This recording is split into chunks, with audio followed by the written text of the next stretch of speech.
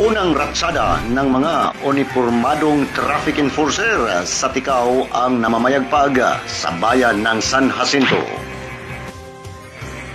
Prioridad ng grupo ang no smoking ordinance na ipinapatupad. Naging mainit ang pagtanggap ng grupo sa Trimedia Masbate noong Setyembre 13, 2023. Tobacco consumption. And challenge is paano mo masustain. So this is the answer, the PSO. And pero dili po naglalas na naton na advocacy. Gusto namon man po ano sa iba ng mga LGUs.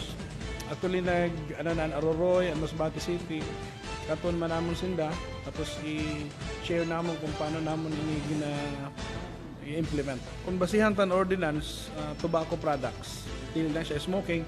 In fact, kaentra po na yan ang vaping sa aton bago na ordinance. Pati vaping, mga electronic cigarettes, tabako, gineres. Po. Actually, in San Fernando, Monreal, may mga ordinance inda. Nakasabay, dili lang na-enforce. So, digid ka mo, pwede mo bakal sigarilyo. Pero sa mga alak, bawal man po. hello. Kumusta po nila? Matigil lang po. Anti-smoking gini sa San Jacinto, ma'am. Okay naman po, di naman masyado na nagsisigarilyo ang mga tao sa kamino. Di na. Pero hindi po sa iyo balay, pwede man. Wala kami, wala nagsisigarilyo di sa amon. Mas kuang grabe din ang higpit sa sigarilyo. Kaya di nga kami nagsigarilyo dito sa luwas. Pero hindi po sa sunod sa balay, pwede man. Pwede. Ikaw Kaya- may kasigarilyo ka po? Opo. So, pabor po kayo sa... Mas pabor ako sana. Kaya mas tahumi na implementasyon sa gobyerno.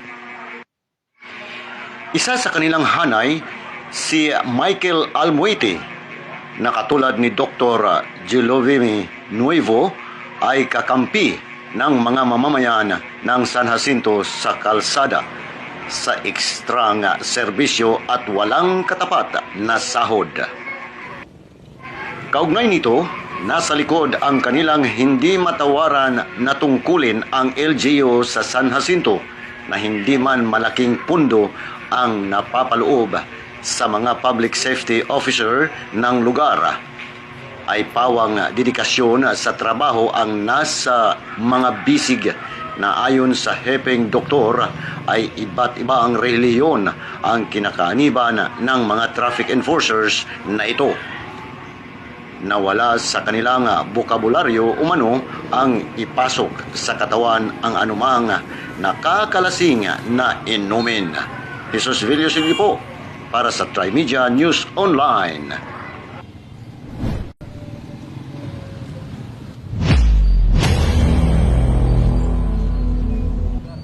Patayo po na rin. Ayaw na pa magpatayan, kaya may documentation po na.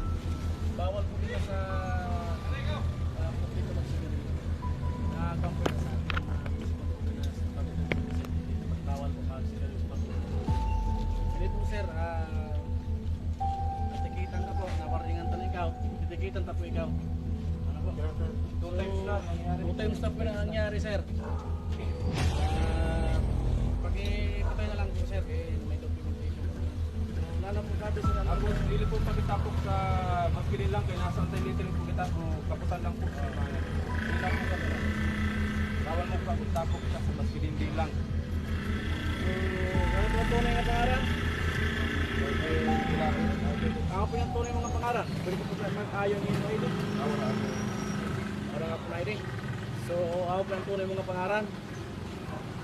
Michael Gulabe. Di pa full name. Ako na po ang complete address. Pagma. Okay, Pagma. District number 2.